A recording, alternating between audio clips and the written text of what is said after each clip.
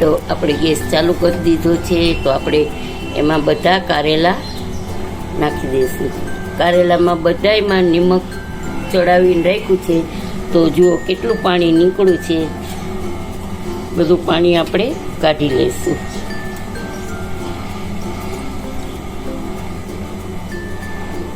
પાણી કારેલામાં પેલું નાખવા અને ઢાંકવાના નથી, અને નિમક નાખવાથી કારેલાની કડવાશ ઘણી બધી ઓછી થઈ જાય છે.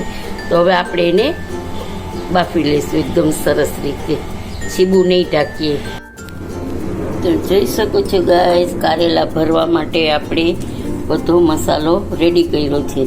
તો આ છે ગરમ મસાલો, નિમક, આ ખાંડ છે, નિમક છે, લીંબુનું સ્કૂપ છે, પછી હળદર છે, ધાણા જીરું છે, અને આ છે શેકેલો લોટ ચણાનો, અને આ છે આદુ મરચાંની પેસ્ટ, અને આ છે લાલ મરચું, અને આ છે ગોળ. એટલે બધો મસાલો આપણે મિક્સ કરી લેશું. થોડુંક તેલ નાખશું અને પછી મિક્સ કરી અને કારેલામાં ભરવાનો છે. તો આજે વિડીયો કોઈ ઉતારવાવાળું નથી, તો બધું હું કરું છું, તો થોડોક ફેરફાર થઈ જાય તો સોરી. આપણા કારેલા બફાઈને રેડી થઈ ગયા છે. તો અંદરથી આપણે આવી રીતે બધો મસાલો કાઢી લઈશું. મસાલો નહીં, સોરી, આવી રીતે બધાય બી કાઢી લઈશું. બીને આપણે કાઢી નાખશું. અને પછી અહીંયા મેં જે મસાલો રેડી કર્યો તો એમાં લસણની ચટણી નાખી હતી, ભૂલાઈ ગયું હતું બોલતા. તો લસણની ચટણી છે.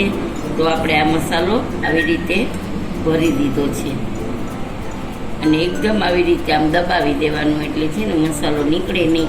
તો મેં બધાય આવી રીતે તૈયાર કરી લીધા છે. તો તમે જોઈ શકો છો, ઉપરથી આ મસાલો આપણે નાખી દઈશું. હવે આપણે કારેલાના શાકને વઘારી લઈશું. ચાલુ કરી દીધો છે. તો એના માટે આપણે કઢાઈ રાખી દીધી છે. તો તેલ આટલું 2 ચમચા જેટલું તેલ મેં નાખ્યું છે.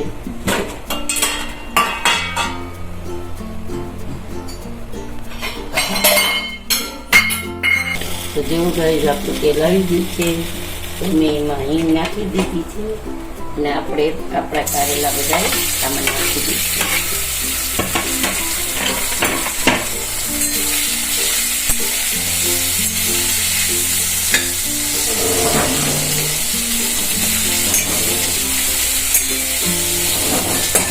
પછી આપણે થોડો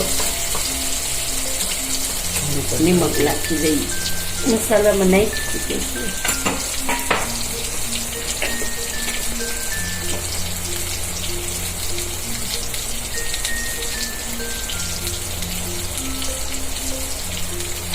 ગરમ મસાલો, લાલ મરચું પાવડર, હિંગ, આવું બધું નાખી દીધું છે. અને આપણે અહીંયા એક બાજુ ગરમ પાણી ઉકાળી લીધું છે. તો થોડુંક રસાવાળું થાય ને તો મજા આવશે. એક નહીં જેટલું પાણી આપણે નાખવાનું છે, 1 ચમચા જેટલું. તો ગરમ છે એટલે 2 ચમચા જેટલું નાખી દીધું છે. તો આપણા કારેલાના પીસ છે ને કડક ન થાય. હવે એને જરાક વાર આપણે મસાલો છે એટલે એને જરાક વાર આપણે ગરમ થઈને વરાળે ચડવા દઈશું. તો આપણે છે ને જરાક વરાળે કરી અને 2 મિનિટ માટે ઢાંકી દઈશું, એટલે વરાળે મસાલો બધો ચડી જાય. તો ચાલો ગાઈસ, આપણે જોઈ લઈએ આપણું શાક.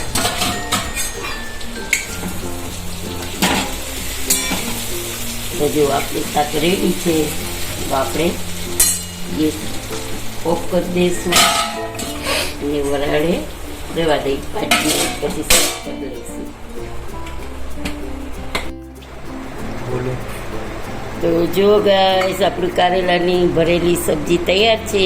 તો આવી રીતે તમે કારેલાની સબ્જી બનાવશો તો ખટાશ, ગળાશ ને બધું છે તો ચટાકેદાર લાગે છે. તો તમને ખાવાની મજા આવશે. તો આવી રીતે બનાવશો તો બાળકો હરખે માંગીને ખાશે. તો જુઓ, આજનો વિડીયો તમને કેવો લાગ્યો તે જરૂરથી જણાવજો. સબસ્ક્રાઈબ કરજો, લાઈક કરજો, શેર કરજો, અને બેલ બટન પ્રેસ કરજો. જય શ્રી કૃષ્ણ.